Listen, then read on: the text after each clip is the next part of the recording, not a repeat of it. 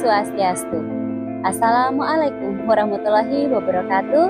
Salam sejahtera untuk kita semua. Salam guru penggerak. Salam dan bahagia pada Bapak Ibu guru di seluruh Indonesia. Kami calon guru penggerak dari SMP Negeri 1 Kediri, Tabanan, Bali akan menyajikan diseminasi budaya positif aksi nyata modul 1.4 budaya positif. Selamat menyaksikan, semoga dapat menginspirasi dan bermanfaat bagi Bapak Ibu guru di seluruh Nusantara.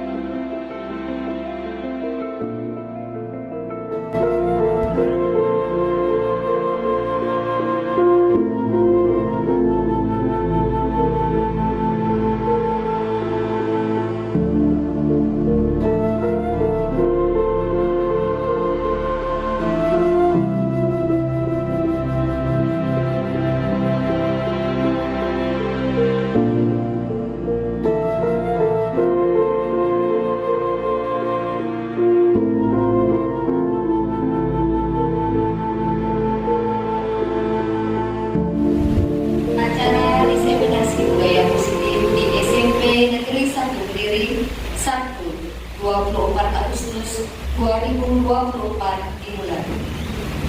Om Swastiastu. Assalamualaikum warahmatullahi wabarakatuh. Namo Buddhaya, salam sejahtera dan salam kebajikan untuk kita semua.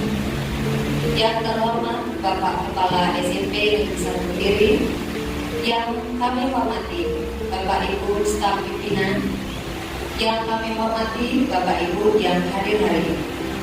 Terima kasih kami ucapkan kepada Bapak Ibu yang berkenan hadir pada saat ini sesuai dengan undangan kami untuk mengikuti diseminasi budaya positif di SMP Negeri 1 Kediri.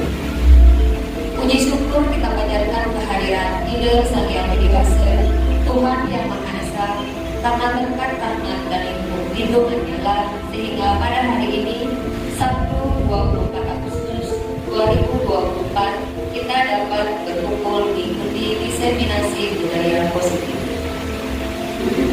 dengan susunan acara sebagai berikut: 1. Pembukaan, 2.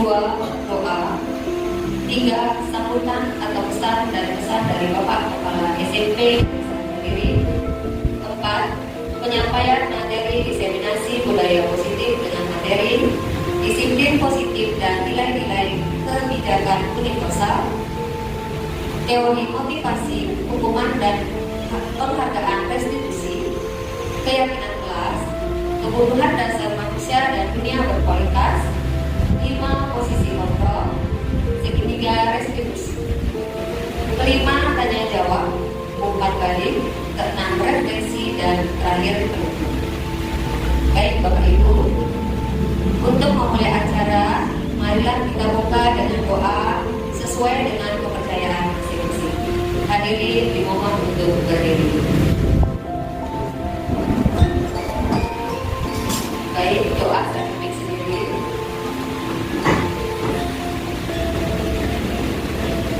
Doa dimulai.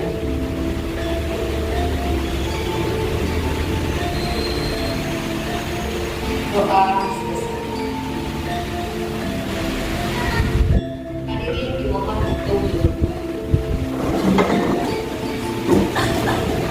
Acara selanjutnya sambutan dari Bapak Kepala SMP Negeri 1 Kediri kepada Bapak, dipersilakan.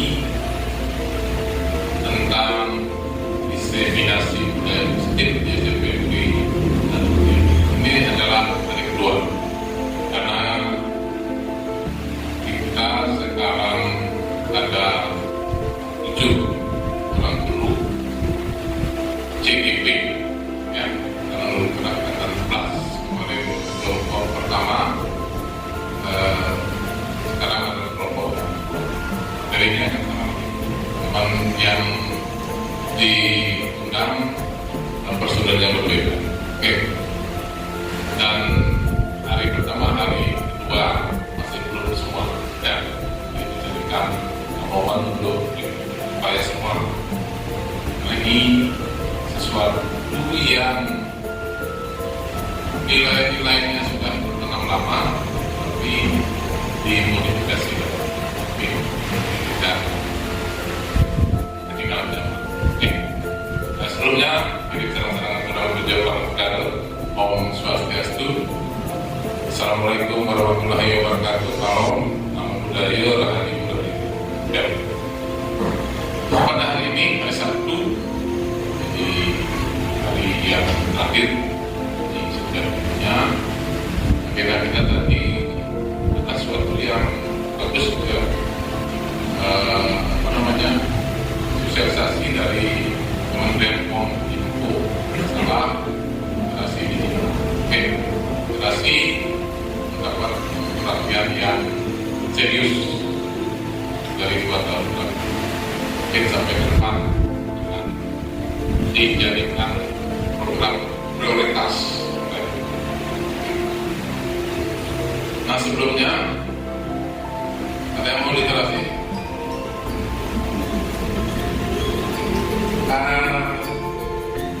Sedikit tentang undang-undang guru dan dosen. Ya, ini penting karena di tahun terakhir. Ya, undang-undang guru dan dosen adalah undang-undang nomor 14 tahun 2025 dan tahun 2005. Jadi 20 tahun. Targetnya program sertifikasi harus tuntas. Oke. Pendaftar terakhir tahun 2025. Nah, latar belakangnya ini mulai saya registrasi sedikit. Zaman Pak SBY jadi presiden. Siapa nama istrinya Pak SBY? Ya, ceritanya ada penyelundupan orang hutan Kalimantan dibawa ke Malaysia. Terus ketangkep di sana. Ya, perintah oleh Bu Ani Yudhoyono harus dibawa orang hutan dari Kalimantan kembali dari Malaysia kembali ke Indonesia. Pakai pesawat terbang, pramuka. Terus setibanya di bandara di Indonesia disambut, diberikan kalungan bunga. Nah, pakai prosesi segala. Itu pramuka yang tersesat. Nah, berikutnya ada terus beberapa guru yang tersesat di Malaysia. Ya, karena dia ingin cari tugas tambahan di sana. Cuma gaji guru di Malaysia tinggi. Tapi lewat jalur ilegal, ya, tangkap misalnya. Terus dideportasi oleh Malaysia. Tidak ada yang peduli, ya, pulang sendiri. Jangankan diberi kalungan bunga, naik pesawat, ya, naik perahu dulu mati, ya, itu guru, ya, tidak ada yang menuju orang. Sedangkan orang bukan hanya 2 disambut oleh Indonesia, ya. Nah, begitu mirisnya dulu penonton rapat, ya, cerita ini tercium oleh Prof. Surya selaku ketua PGRI. Ya, dari sinilah cerita inspiratif itu bergulir.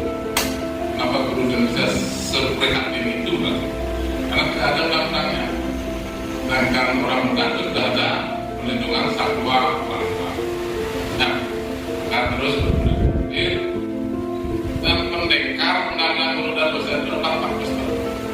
Dia Komisi 10 di anggaran DPR. Ya, ketemu tantangannya banyak. Ya, dari itu kebetulan paketnya sudah keluar, kita fokus ke Pak Besar, ya, karena undang-undang. Kalau tidak ada beliau, ya, beliau kan kecil, tapi waktu di DPR memang vokalis. Dengan namanya pendekar, pendek tapi kekal.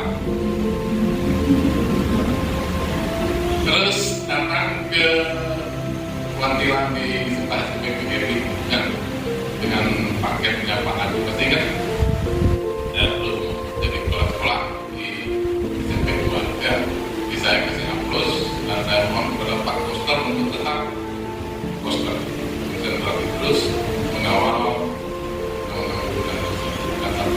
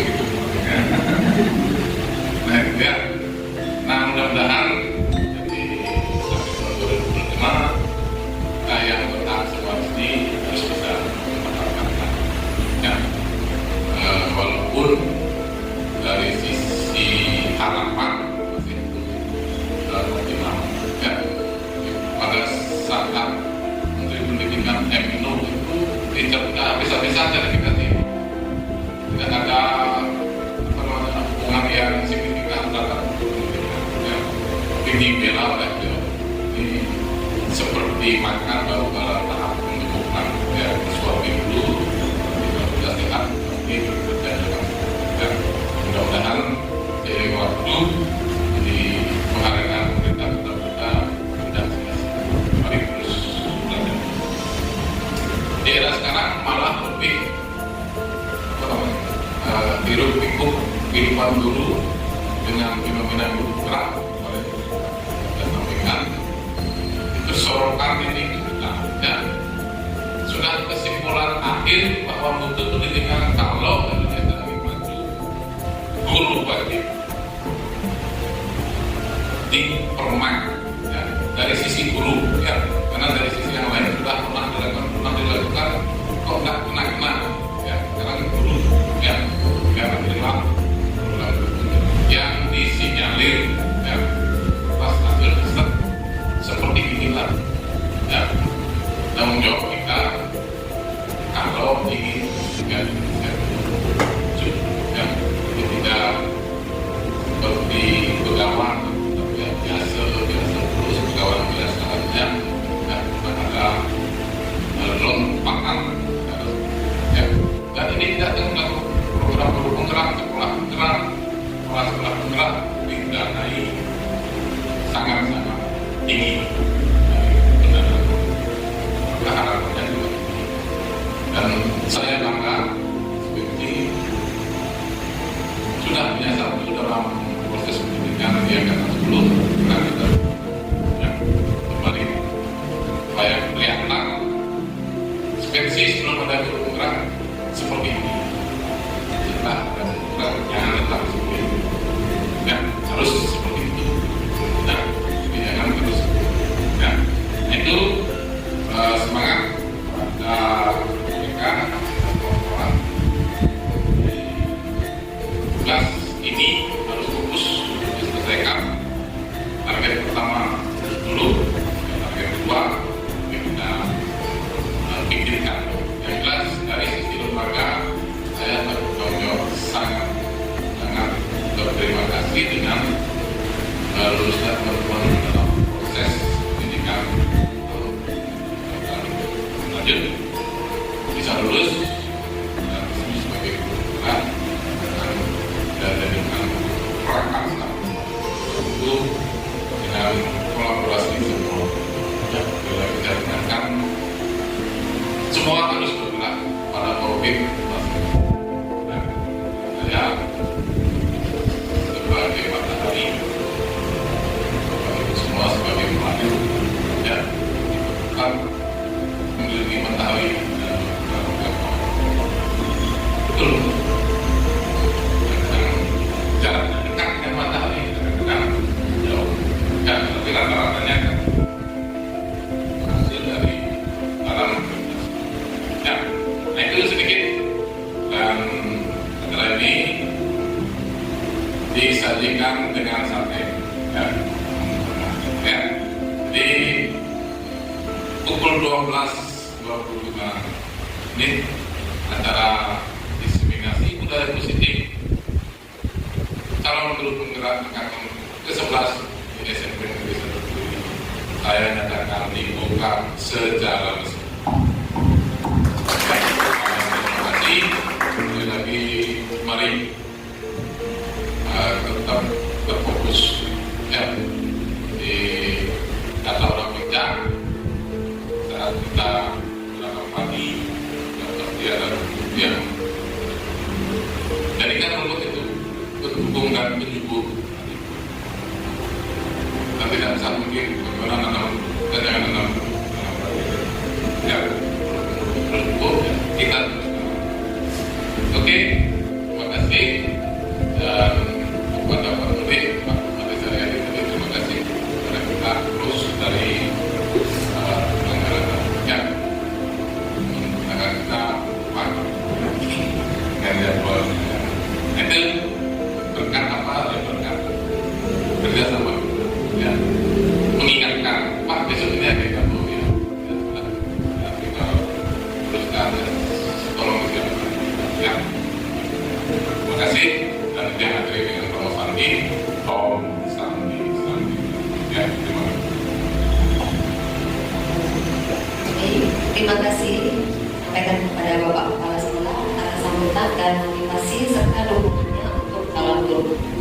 Semoga hasil diseminasi budaya positif ini dapat kita implementasikan di sekolah kita yang tercinta. Baik, acara selanjutnya penyampaian materi diseminasi budaya positif yang pertama yang akan disampaikan oleh Ibu Agung Ayu Hidayeni dengan materi disiplin positif dan nilai-nilai kebijakan universal serta teori motivasi hubungan penghargaan restitusi. Kepada Ibu Agung Hidayeni dipersilakan.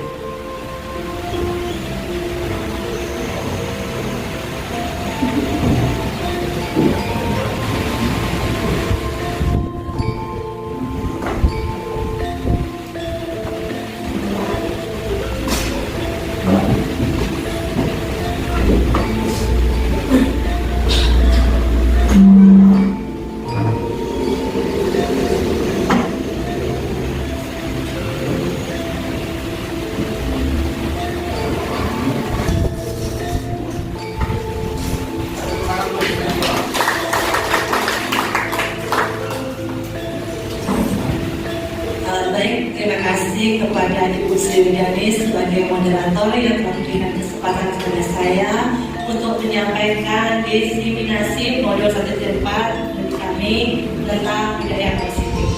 Baiklah, Bapak Ibu sekalian, pertama-tama saya ucapkan kepada Bapak Kepala Sekolah, yang terhormat Bapak Kepala Sekolah, kemudian yang terhormat staf pimpinan SMP Negeri 1 Kediri, dan Bapak Ibu sekalian yang saya banggakan, terima kasih telah hadir dalam kegiatan hari ini dan sudah meluangkan waktu untuk hadir dan membersamai kami semua pada acara diseminasi budaya positif kali ini.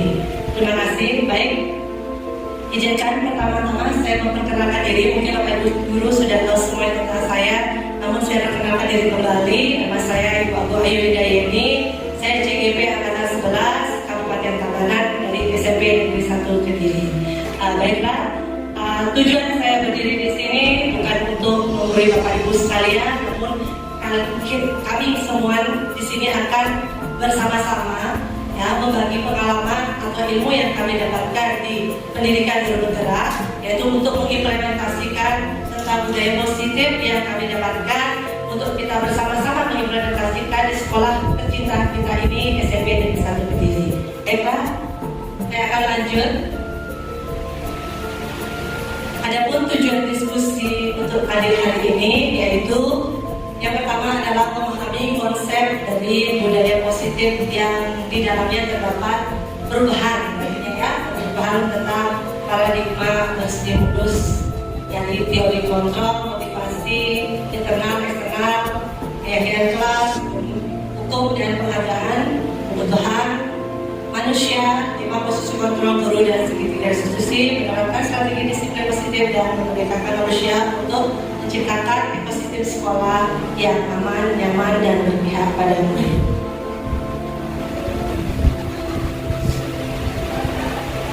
Baiklah, sebelum melangkah lebih jauh dari tujuan tadi, marilah kita merelakan diri terlebih dahulu Bapak Ibu agar kegiatan kali ini tidak tegang. Jadi Bapak Ibu tadi mungkin sudah mendampingi kegiatan literasi digital. Sekarang mengikuti kegiatan diseminasi, saya ajak Bapak Ibu untuk menginikan perasaan Bapak Ibu dulu. Bagaimana sih perasaan Bapak Ibu hari ini? Semoga perasaannya baik semua ya. Baik, saya mulai dari yang terhormat Bapak Kepala Sekolah untuk menyampaikan bagaimana perasaan Bapak pada kegiatan hari ini. Nomor 2, baik, Bapak memberikan penuh cinta kepada kami guru-guru SMP Negeri 1 Kediri. Terima kasih Bapak. Selanjutnya Pak Suaryo, bagaimana perasaan Bapak hari ini? Oh iya, Bapak tetap tersenyum. Baik, terima kasih Bapak sudah memberikan senyum kepada kita semua. Ibu satu, bagaimana Ibu perasaan hari ini? Oh iya, boleh 2. Apakah sama Ibu pendapatnya nomor 2 itu?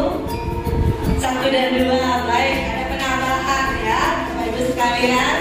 1 dan 2, bagaimana menurut Ibu 1 dan 2, kenapa memilih 2 Ibu? Bisa memberikan tanggapannya?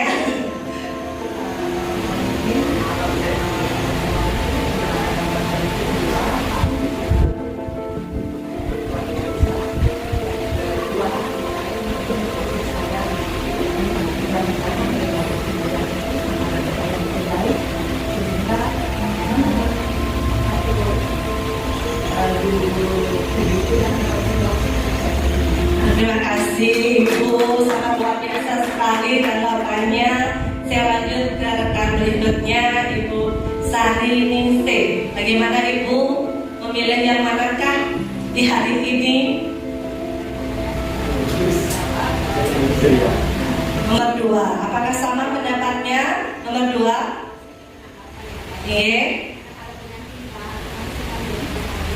Iya, terima kasih. Jadi sebagai pendidik memang harus penuh cinta ya Bapak Ibu kepada anak didik kita. Dengan cinta kita bisa menuntun, bisa membimbing anak didik kita nantinya. Baik, terima kasih Ibu Sari Ningsih. Saya lanjutkan kepada Ibu Karmoni. Nomor 1. Apa alasannya Ibu? Terima kasih. Harus tetap tersenyum dalam kondisi apapun dengan siswa kita ya Ibu ya. Baik, lanjut Ibu Purnama. Nomor 1, ya alasannya. Ya.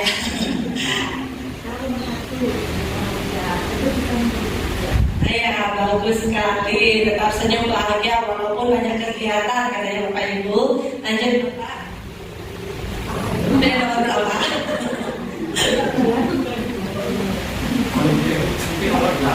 Nomor 8. Kenapa Bapak pilih nomor 8? Ini ada perbedaan. Oh, gabungnya sangat luar biasa ya Bapak Ibu ya.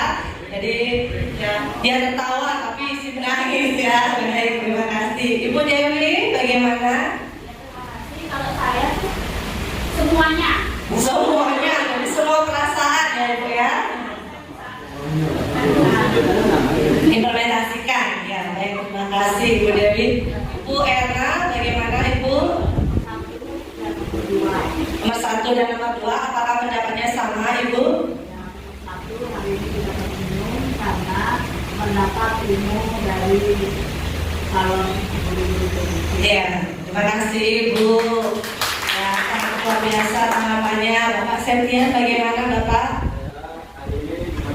Nomor 8. Kenapa nomor 8? Apakah sama jawabannya? Tertawa lepas bisa melakukan Iya, bagus.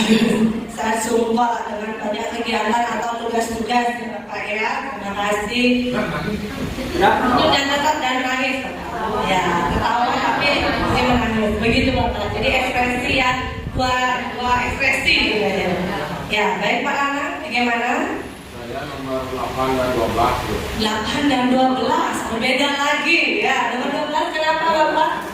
Kalau menurut saya yang pernah saya baca angka 8 itu kan tidak ada putusnya, Iya, bagus. Mudah-mudahan lanjut ya Bapak ya.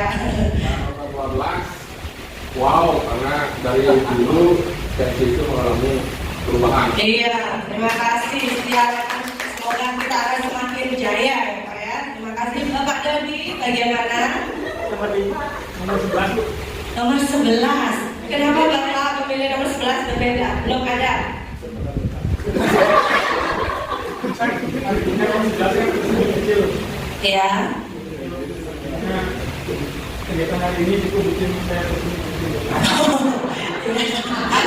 Senyum kecil aja Pak ya. Mudah-mudahan nanti sampai terakhir Bapak akhirnya akan dari senyum kecil jadi senyum benar-benar Pak ya. Penanjaan. Ya, terima kasih Bapak. Tanggapannya Pak Pratnya. Kalau saya ini nomor 1 dan 2. Samakah tanggapannya Bapak? kegiatan itu kita awali dengan tersenyum terlebih dahulu. Setelah itu dari senyum itu kita akan menggunakan kita karena Oh ya, dasar berikan aplaus kepada Pak Pratnya. Selanjutnya Pak Angga. saya nomor 1 dan 2 juga. Sama. Apakah sama tanggapannya? Berbeda ya. Apa Pak? Seperti yang untuk tahun mungkin saya selalu mendapat perhatian dan cinta. Iya. Bagus banget lagi. Sebagai pendidik harus seperti itu Pak ya. Selalu menebarkan senyum dan cinta pada anak didik kita. Ya, selanjutnya. Peserta didik. Ya, saya yang menginginkan Pak ya. Seluruh. Karena konotasinya Bapaknya sebagai peserta jadi pendidik. Tapi mengarah ke sana ceritanya Pak. Lanjut Ibu Enda. Saya nomor 10. Kenapa memilih nomor 10 Ibu? Karena PDP, PSDDP. Oh iya,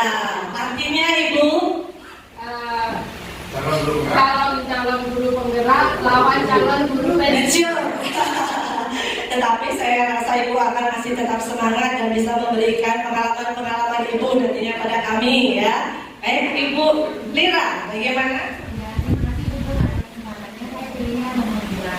Nomor 2, apakah sama? Penuh cinta atau bagaimana Ibu? Karena kalau dengan cinta kita mengawali sesuatu dengan cinta itu pasti semuanya bahagia dan kita ikhlas menjalani. Iya, mantap jawabannya, sangat luar biasa. Kalau menurut Bapak Ibu, dari gambar semua ini, manakah yang harus dilakukan agar fokus hari ini?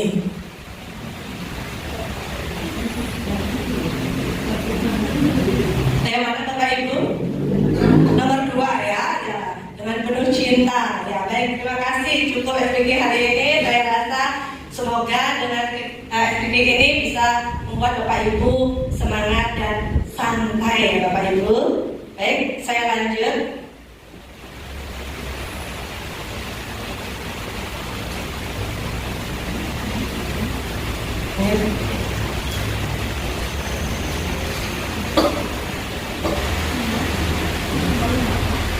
Ya, agar kegiatan ini nyaman ya, jadi saya ingin kepada Bapak Ibu sekalian, para audiens yang hadir di sini, kita bikin kesepakatan terlebih dahulu, kesepakatan kegiatan.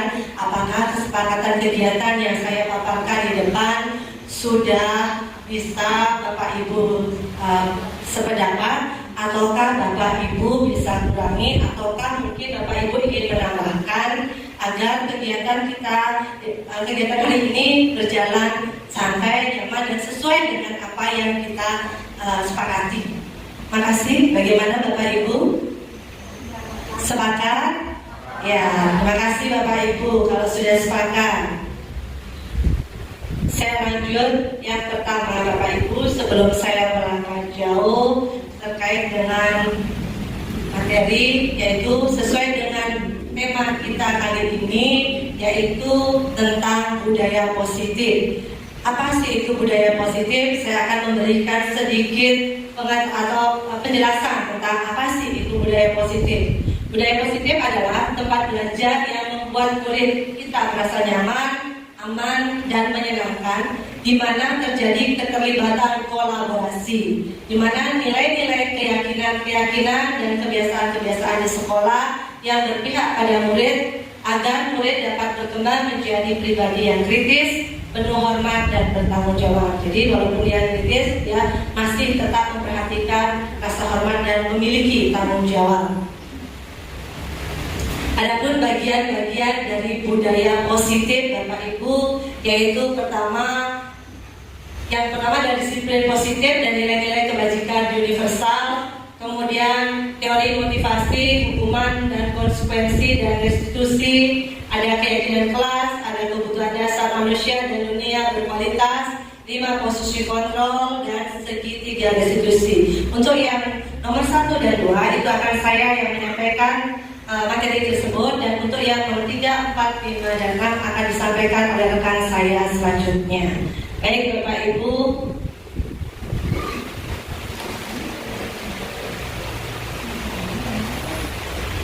sekarang saya ke perubahan paradigma. Sebelum ke materi saya akan membuat Bapak Ibu berpikir terlebih dahulu tentang perubahan paradigma kita selama ini. Mungkin perubahan paradigma berpikir kita selama ini yaitu bahwasanya guru itu harus mengontrol murid, Bapak Ibu. Kemudian ada ilustrasi bahwa kritik dan membuat orang merasa bersalah dapat menguatkan karakter. Kemudian yang ketiga, apakah ilustrasi bahwa semua penguatan positif, efektif dan bermanfaat. Dan yang terakhir, ilustrasi bahwa orang dewasa memiliki hak untuk memasak. Apakah semua ilustrasi atau paradigma yang dulunya kita anggap ini benar kita terapkan ke siswa atau murid kita? Dengan demikian sekarang kita belajar atau kita bersharing ya, atau kita berbagi pengalaman, apakah ini akan masih tetap benar kita terapkan atau akan kita rubah paradigma berpikir kita ke arah yang lebih baik atau lebih tepat kita serahkan kepada anak didik kita nantinya. Baik Bapak Ibu, sependapat dengan pendapat saya tentang perubahan paradigma ini? Ya, sependapat ya Bapak Ibu ya? Baiklah. Nah, adapun pertanyaan pemantik yang nanti akan muncul, apakah hubungan dapat mendisiplinkan murid? Apakah hubungan nilai-nilai kebajikan dengan disiplin? Pertanyaan saya Bapak Ibu, apa yang terlintas dalam pikiran Bapak Ibu terkait disiplin positif? Mungkin yang siapa dulu yang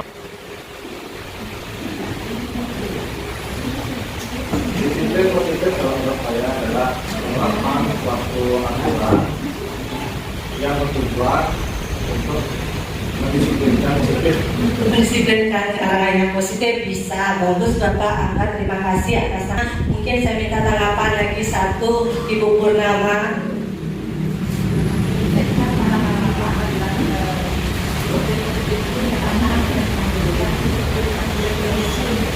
Iya.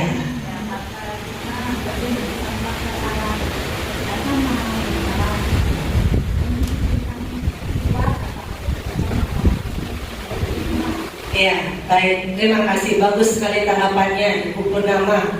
Ya, inilah penjelasan tentang disiplin positif, Bapak Ibu. Disiplin berasal dari kata disiplina, yaitu dari bahasa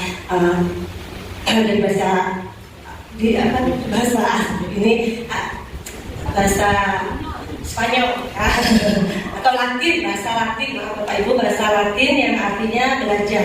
Disiplin mengacu pada disiplin diri yang memiliki tanggung jawab terhadap apa yang dilakukan, ya, berdasarkan nilai-nilai yang diyakini. Disiplin positif merupakan salah satu cara menerapkan disiplin yang bertujuan untuk menumbuhkan kesadaran serta memberdayakan peserta didik tanpa imbalan, sogokan, ancaman atau hukuman. Ya, sebagai pendidik, tujuan kita adalah menciptakan peserta didik yang memiliki disiplin diri sehingga mereka berperilaku mengacu kepada nilai-nilai kebajikan universal dan memiliki motivasi intrinsik dalam perubahan perilaku ke arah yang lebih baik. Itu Bapak Ibu terkait tentang disiplin positif. Sekarang kita melangkah kepada nilai-nilai kebajikan. Nilai-nilai kebajikan di sini adalah sifat-sifat positif dari manusia Bapak Ibu yang merupakan tujuan mulia yang ingin dicapai setiap individu, di mana nilai-nilai tersebut bersifat universal dan lintas bahasa, suku, agama maupun latar belakang. Setiap perilaku atau perbuatan memiliki tujuan Bapak Ibu, sesuai seperti Dr. William mengatakan. Kemudian dengan mengkaitkan nilai-nilai kebajikan yang diyakini seseorang, maka motivasi intrinsik akan terbangun sehingga menggerakkan motivasi dari dalam untuk mencapai tujuan mulia yang diinginkan. Kemudian selanjutnya nilai kebajikan juga merupakan fondasi penting yang kita harus miliki dan kita terapkan. Baik, dari pemaparan nilai-nilai kebajikan tadi, pertanyaan yang muncul dalam benak saya dan Bapak Ibu mungkin, apa sih contoh-contoh nilai kebajikan itu untuk mengimplementasikan disiplin positif?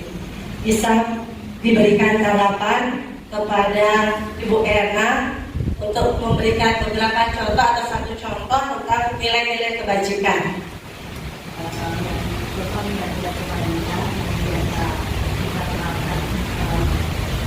Di sekolah kita dan dalam diri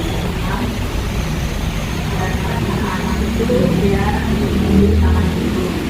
Ya, satu, cium tangan, ya bisa itu. Ada yang lain? Mungkin bukan Moni.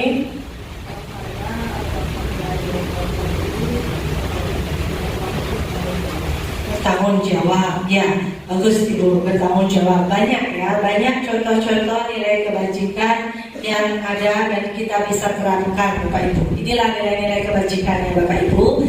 Dari profil belajar Pancasila itu ada nilai-nilai kebajikan, beriman dan bertakwa kepada Tuhan Yang Maha Esa dan berakhlak mulia, berkebinekaan global, gotong royong, mandiri, nalar kritis, kreatif, dan kalau dilihat dari program yang lain atau primer yaitu kasih sayang, kesabaran, kreativitas, keadilan, toleransi, empati, kerjasama, antusias. Kalau dilihat dari 9 pilar karakter, ada cinta tanah air, kemandirian, tanggung jawab, kejujuran, hormat dan santun, dermawan, suka menolong dan gotong royong, kepemimpinan, rendah hati, toleransi, kedamaian dan kesatuan. Nah, semua itu di K13 Bapak Ibu sudah tercover semuanya ke dalam profil pelajar Pancasila Bapak Ibu. Jadi disiplin sosial akan melahirkan nilai-nilai kebajikan, yaitu dalam profil pelajar Pancasila sudah tercover Bapak Ibu.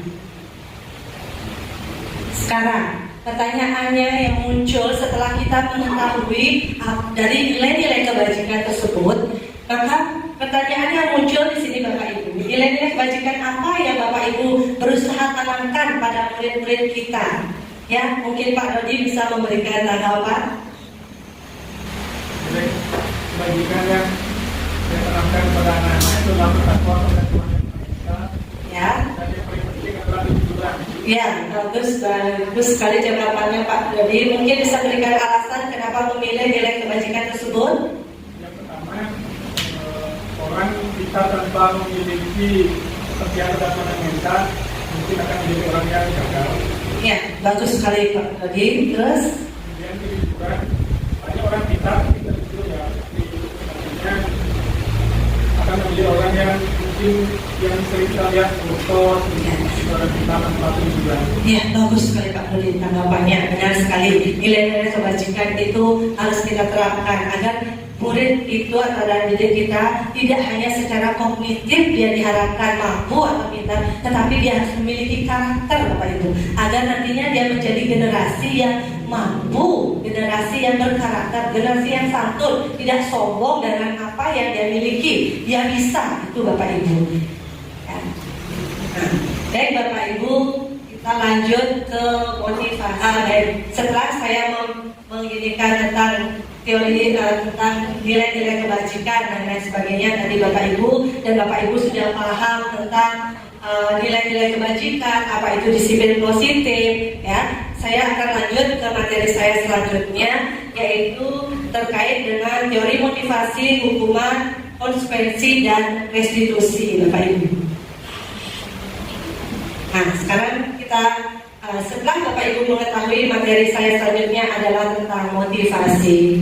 Sekarang pertanyaannya adalah Bapak Ibu, apa yang terbersit sama seperti disiplin positif tadi Bapak Ibu? Apa yang terbersit dalam pikiran Bapak Ibu terkait dengan motivasi ini Bapak Ibu?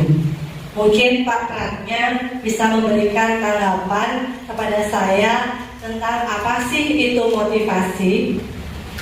Motivasi, sebabnya menurut saya motivasi itu adalah pemberian, artinya pemberian atau memberikan hal-hal yang positif, semangat dan melakukan sesuatu untuk kebaikan situasi. Ya, bagus sekali tanggapannya.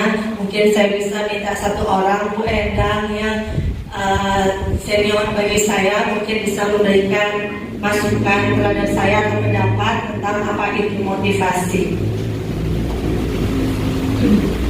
Kalau menurut saya, biasanya saya memberikan untuk anak didik kita itu dengan mengenal diri sendiri terlebih dahulu. Jadi kalau kita tidak mengenal diri kita sendiri, apa mau saya? Siapa sih saya ini? Apa mau saya? Apa yang akan saya capai? Kemudian usaha apa untuk saya mencapai itu? Itu biasanya motivasi kita. Iya, benar Bapak, benar sekali Endang. Jadi motivasi tersebut ya, yaitu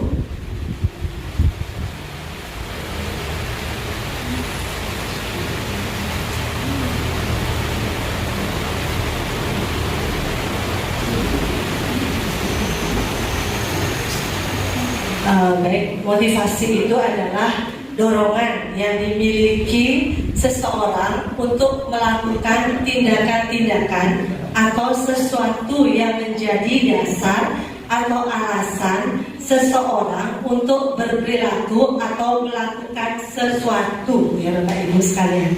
Jadi itulah yang harus kita perhatikan Bapak Ibu. Jadi itu motivasi.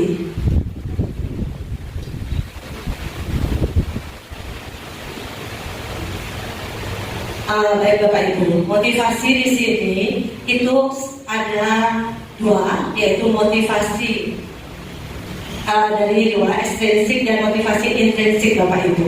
Tetapi motivasi ekstrinsik itu yaitu adalah motivasi yang untuk menghindari hukuman atau ketidaknyamanan, serta untuk mendapatkan imbalan atau sogokan atau pujian dari orang lain. Jadi contohnya begini Bapak Ibu, motivasi ekstrinsik yaitu motivasi yang mungkin dilakukan oleh Bapak Ibu, baik murid yang mereka melakukan motivasi tersebut dikarenakan karena dari luar, jadi takut dari hukumannya, karena takut mendapat hukuman, misalnya saya bikin PR, nanti kalau tidak saya dihukum sama Pak Rodi misalnya.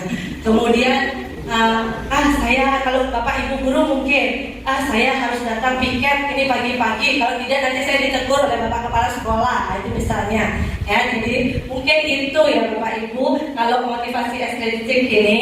Kemudian kalau motivasi ekstrinsik yang lagi satu, contohnya misalnya saya mau melakukan ini karena saya ingin mendapatkan imbalan atau sogokan atau pujian dari orang lain misalnya Bapak Ibu ya.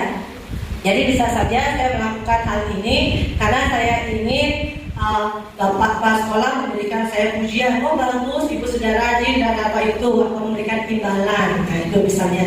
Kemudian kita juga mau melakukan apa yang kita inginkan, mungkin dengan kalian lakukan ini supaya kalian dapat imbalan, Ibu akan kasih nanti kalian nilai yang besar, nilai yang bagus, nah itu misalnya.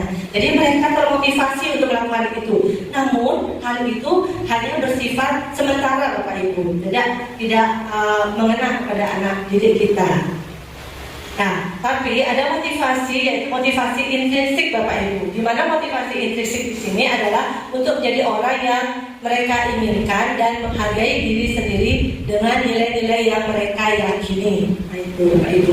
Nah, dari ketiga motivasi ini, menurut Bapak Ibu, manakah motivasi yang menurut Bapak Ibu bagus untuk diajarkan kepada anak didik kita? Motivasi yang mana Bapak Ibu? Kenapa yang intrinsik Bapak Ibu? Ya, jadi bagus Bapak Ibu. Jadi kita berharap bahwasannya motivasi yang muncul itu adalah motivasi yang memang dari dalam diri siswa kita, bukan karena kita akan memberi dia hukuman, bukan karena dia akan kita puji ya Bapak Ibu, tetapi memang mereka mau melakukan hal itu dengan senang hati, memang dengan dari hatinya, saya harus maju, ini adalah kewajiban saya, sama seperti Bapak Ibu, saya harus melakukan ini karena ini adalah tanggung jawab saya sebagai guru, sebagai pendidik, bukan karena saya takut ditegur oleh Bapak Kepala Sekolah atau karena saya takut saya ingin mendapatkan pujian dari Bapak Kepala Sekolah, bukan karena itu harapannya ya Bapak Ibu. Kemudian bila di sekolah tidak ada peraturan, sama seperti yang tadi saya sampaikan, apakah haruskah Bapak Ibu datang tepat waktu dan tidak ada surat, padahal tidak ada surat teguran bagi Bapak Ibu yang datang terlambat, serta tidak ada atasan yang memuji Anda, apakah Bapak Ibu akan datang tepat waktu untuk mengajar murid-murid Anda atau tidak? Hanya ke kelas misalnya, kan tidak ada Bapak Kepala Sekolah dan kita masuk, apakah tepat? Walaupun tidak ada pimpinan misalnya, itu bagaimana Bapak Ibu? Ya tepat, karena itu merupakan kewajiban kita, tanggung jawab kita ya Bapak Ibu. Nah itu, ya benar Bapak Ibu, benar sekali. Nah, selanjutnya kita akan melangkah ke hukuman, konsekuensi dan restitusi Bapak Ibu. Ini adalah bagian selanjutnya. Apa sih itu hukuman, apa sih itu konsekuensi, dan apa sih itu restitusi. Di sini yang dimaksud dengan hukuman itu adalah tidak terencana atau tiba-tiba Bapak Ibu kemudian murid tidak tahu apa yang akan terjadi, kemudian bersifat satu arah, berupa hukuman atau fisik atau psikis. Jadi hukuman itu sifatnya tidak terencana. Murid tidak tahu Bapak Ibu, ya. Jadi murid itu tidak tahu apa yang akan terjadi, mereka melakukan itu dan bersifat satu arah dari guru saja, ya. Guru yang mau, nih loh, kalau kalian tidak begini harus ini, harus ini. Nah, itu misalnya Bapak Ibu. Kemudian konsekuensi, terencana atau disepakati sesuai peraturan Bapak Ibu, ya. Jadi ini di sini kita menyepakati. Jadi kalau konsekuensi itu sifatnya menyepakati, Bapak Ibu. Kita sepakat walaupun semua hukuman dan konsekuensi ini sama-sama. Konsekuensi itu yang sama Bapak Ibu adalah merupakan hukuman juga, ya. Nah, murid tetap dibuat tidak nyaman dengan konsekuensi walaupun kalimatnya konsekuensi, tetapi tetap murid itu tidak nyaman dengan konsekuensi ini Bapak Ibu. Kemudian sikap guru selalu memonitor murid. Jadi gurulah yang memonitor. Jadi begini harus begini, ya, sama.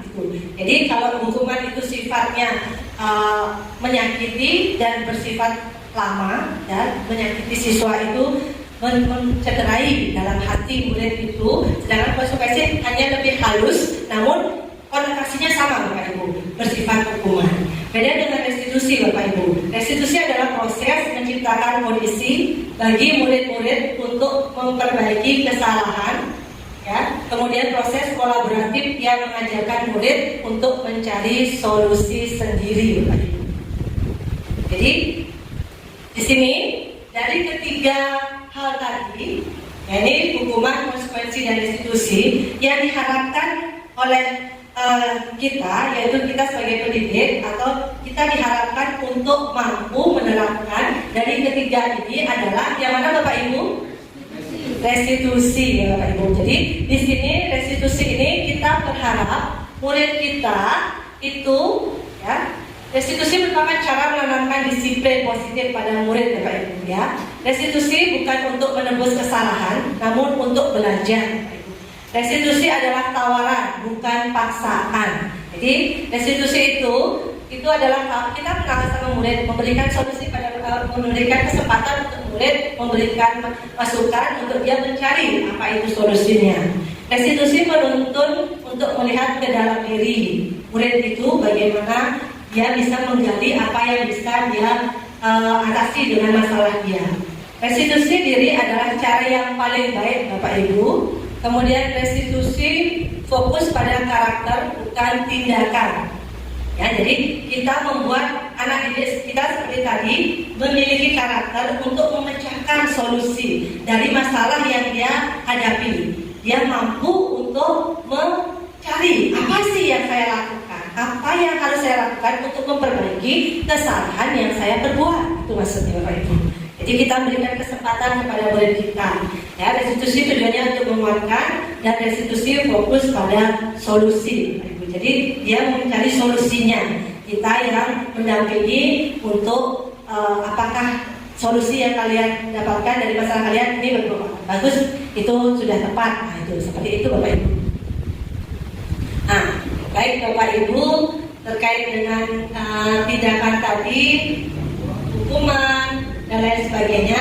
Sekarang saya ingin bertanya terkait tindakan guru tadi, di mana di sini, ya, ada tindakan guru, ada 4 tindakan. Saya ambil contoh, ada 4 tindakan yang mungkin bisa Bapak Ibu lihat di sana. Dari keempat tindakan tadi, tolong Bapak Ibu pilih atau Bapak Ibu pahami mana yang termasuk hukuman, mana yang termasuk konsekuensi. Itu dari nomor 1 sampai 4.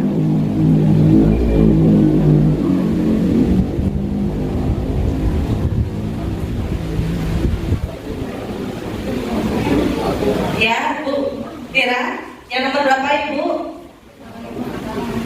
Yang nomor 1 apa nomor 2 atau nomor ini? Ya. Ibu Lira nomor 1 memilih bahwasanya nomor 1 itu termasuk hukuman. Ya. Mungkin ada pendapat lain, mungkin nomor 1? Ya, sama, tapi hukuman ya nomor 1 ya, pendapat. Kalau nomor 2 bagaimana? Ibu mungkin Kalau nomor 2 menurut Ibu Dewi apa?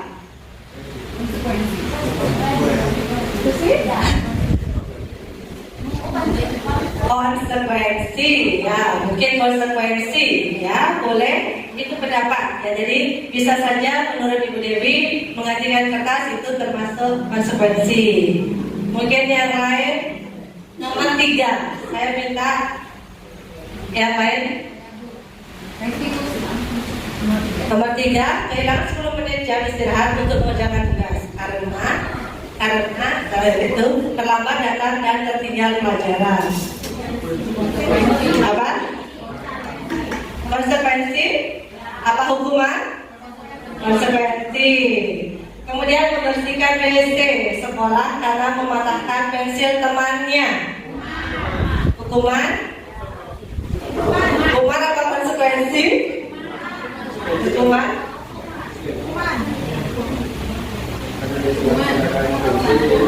Bagaimana? Hukuman? Ini jawabannya Bapak Ibu ya. Yang pertama hukuman, kedua konsekuensi, yang ketiga konsekuensi, yang keempat adalah hukuman Bapak Ibu. Baik Bapak Ibu, sekian.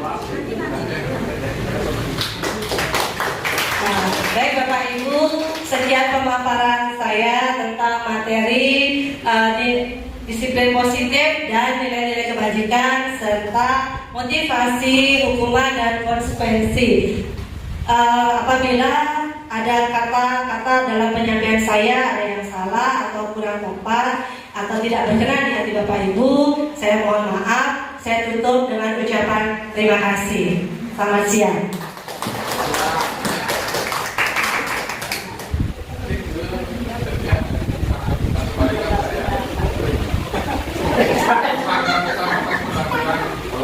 Baik, silakan Bapak Septian untuk memberikan pesan dan pesan. Pesan yang bisa saya memang Bu Linda dari pemaparan dari Bu Linda kepada sama teman-teman, menurut saya menarik dan tidak buat nanti.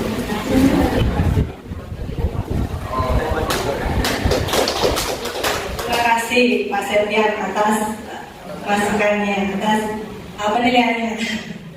Bagaimana Pak? Menurut saya nilainya kalau dinilai dari angka, ya, dari bilangan, kamu 9.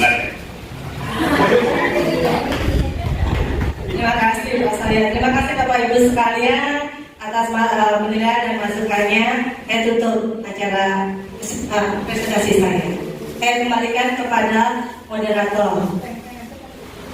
Dari Bu Agung Widayani, semoga dari pemaparan tadi dapat banyak sekali nilai-nilai positif dengan budaya positif yang dapat kita ubah ke arah yang lebih baik untuk peserta didik kita nanti. Baik, untuk sesi 1 kita cut dulu nih untuk break makan siang. Jadi sekarang pukul 1.10 kita istirahat dulu untuk makan siang. Kita kembali lagi jam 1.25. Ya, 1.25. Silakan Bapak Ibu. Terima kasih. Baik, kita mulai. Untuk materi yang kedua akan disampaikan oleh Ibu Nimade Aristia Pranyani dengan materi keyakinan kelas dan kebutuhan dasar manusia dan dunia berkualitas. Kepada Bu Made Aristia, dipersilakan. Baik, terima kasih atas kesempatan yang diberikan oleh Ibu Pembawa Acara. Selamat siang semuanya. Siang, luar biasa. Pensi jaya, yes. Baik, terima kasih. Masih semangat? Semoga masih semangat, ya.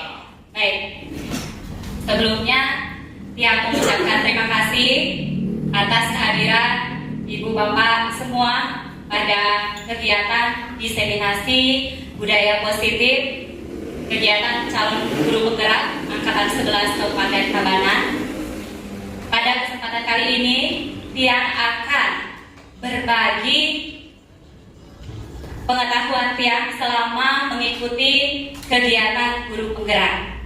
sekali lagi saya dengan segala kerendahan hati bukan bermaksud untuk menggurui ibu bapak semua, ya, bapak ibu guru senior semua, tetapi saya hanya mau berbagi. Kita saling berbagi dan kita bertujuan bisa mengimplementasikannya bersama-sama. Baik, untuk kali ini Tiang akan memaparkan materi tentang keyakinan kelas, 5 kebutuhan dasar dari manusia dan bagaimana dunia yang berkualitas. Baik, sebelum kita mulai, yang mau ajak tebak-tebakan dulu ibu bapak semua. Ibu bapak, ini petunjuknya nanti akan ada 7 gambar yang harus ditebak. Jadi ibu bapak bertugas mengamati setiap gambar dengan teliti dan tebaklah isi gambar yang dimaksud. Ditebak dengan cepat. Oke? Baik, kita akan mulai.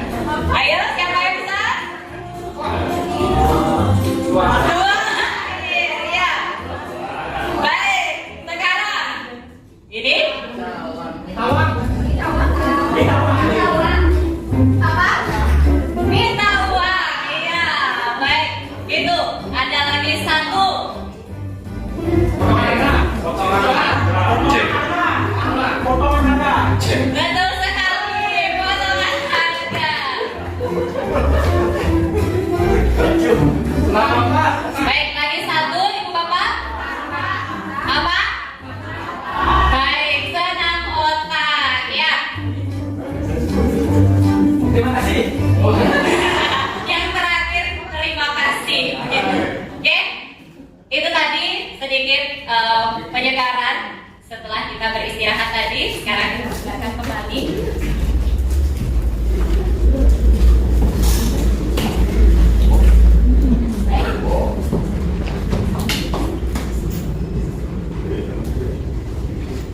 Baik ibu bapak, akan saya lanjutkan materi saya.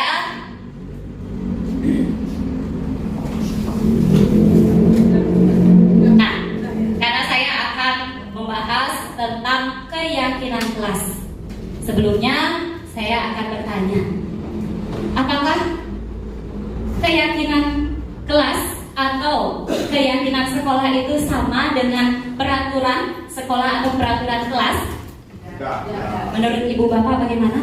Ya, ibu Putu Karmoni. Menurut saya antara keyakinan kelas dan peraturan kelas itu beda. Dilihat dari cara pembentukannya.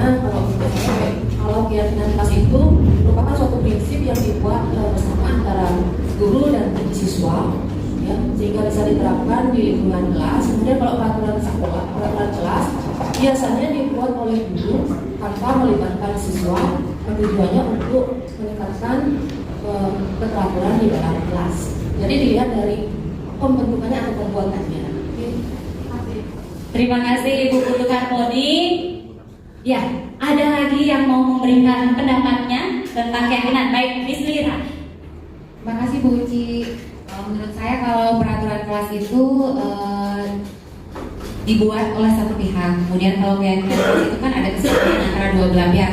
Di sini tentunya antara guru sama peserta didiknya. Kalau peraturan itu kan lebih akan maksimal pelanggarannya. Kemudian kalau keyakinan kelas lebih meminimalisir pelanggaran karena ada kesepakatan yang sudah disepakati antara guru dan peserta didiknya. Terima kasih. Terima kasih Miss Lira.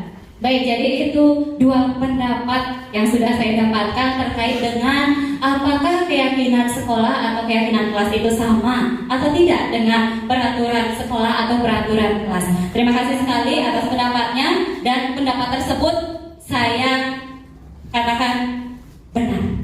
Kita lanjutkan. Nah, mengapa kalau tadi dikatakan bahwa kalau keyakinan kelas, ya, keyakinan kelas itu merupakan hasil dari kesepakatan dari siswa dan guru, seperti itu. Nah, kenapa tidak peraturan sekolah atau peraturan kelas yang kita gunakan? Kenapa harus keyakinan? Ya, seperti tadi penjelasan yang diberikan oleh Ibu Putu Karmoni dan Miss Lira, itu ada yang namanya suatu kesepakatan. Ya, sama halnya tadi sudah dijelaskan sebelumnya tentang nilai, ya, tentang nilai-nilai kebajikan. Ya, nilai-nilai kebajikan yang pertama itu ada, yang masih ingat tentang nilai-nilai kebajikan yang telah dijelaskan oleh Ibu Gung Linda? Iya, betul. Ada bertanggung jawab, disiplin, ya. Itu ada dari nilai-nilai profil pelajar Pancasila. Kemudian dari 9 pilar. Kemudian dari yang namanya apa? Program. Iya, ada program. Ada 9 pilar, kemudian ada nilai-nilai profil pelajar Pancasila. Itu adalah nilai-nilai kebajikan. Nah, dari nilai-nilai kebajikan itu saya punya pertanyaan lagi. Kita pasti sering mendengar adanya peraturan. Ya, kita hidup, kita punya aturan. Ya, kita hidup dengan aturan. Kita sudah biasa seperti itu. Nah, kalau saya tanya sekarang, mengapa kita memiliki peraturan misalkan tentang penggunaan helm pada saat mengendarai kendaraan roda 2 atau mengendarai sepeda motor? Nah, menurut Bapak Ibu, apa alasan bagi Bapak Ibu kenapa harus menggunakan helm? Oke, Pak Septian. Kalau saya untuk menjaga keselamatan utamanya kepala. Baik, terima kasih Pak Septian. Baik, dari Pak Dodi. Kalau saya menghindari polisi biar nggak ditilang. Baik, terima kasih Pak Dodi. Jadi tadi yang pertama, mengapa kita memiliki peraturan atau kita mengikuti peraturan bahwa kita itu mesti menggunakan helm? Kalau kata Pak Septian, untuk menjaga keselamatan. Kalau Pak Dodi, untuk menghindari polisi.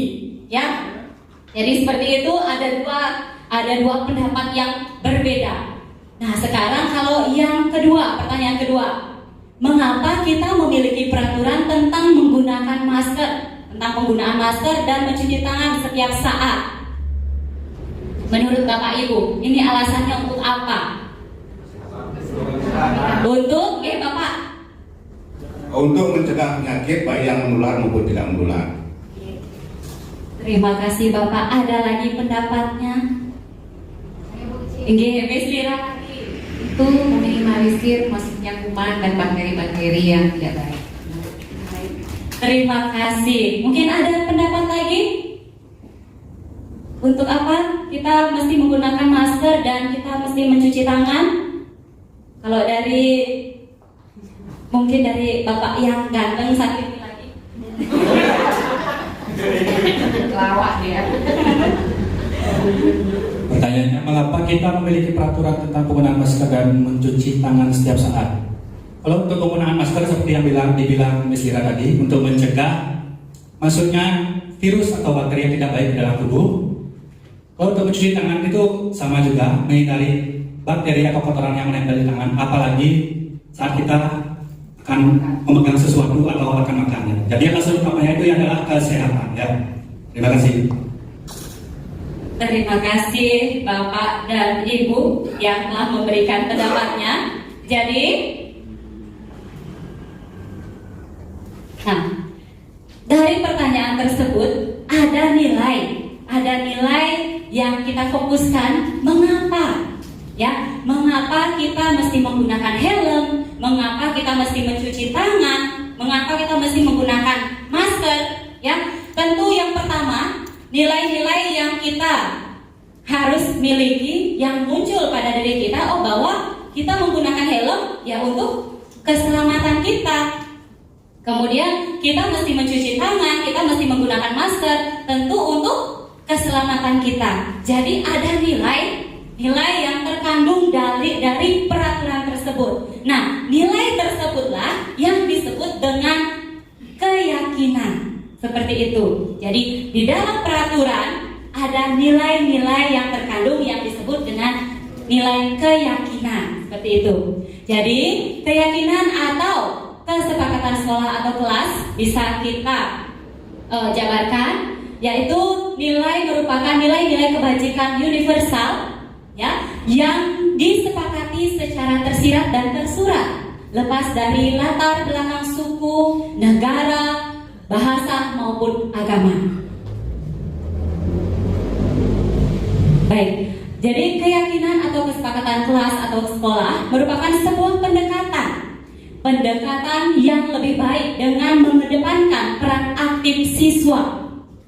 Kemudian berisi beberapa aturan untuk membantu guru dan siswa bekerja sama membentuk kegiatan belajar mengajar agar lebih efektif. Kemudian keyakinan atau kesepakatan sekolah atau kesepakatan kelas tersebut akan membuat seseorang akan lebih tergerak dan bersemangat untuk menjalankan keyakinannya daripada hanya sekedar mengikuti serangkaian peraturan tertulis tanpa makna. Nah, sebelumnya juga sudah dijelaskan bahwa nilai-nilai kebajikan atau nilai-nilai keyakinan itu tentunya berasal dari motivasi intrinsik, dan motivasi intrinsik inilah yang akan membuat seseorang menjadi tergerak dan bersemangat untuk menjalankan keyakinan tersebut. Baik, begitu Bapak Ibu.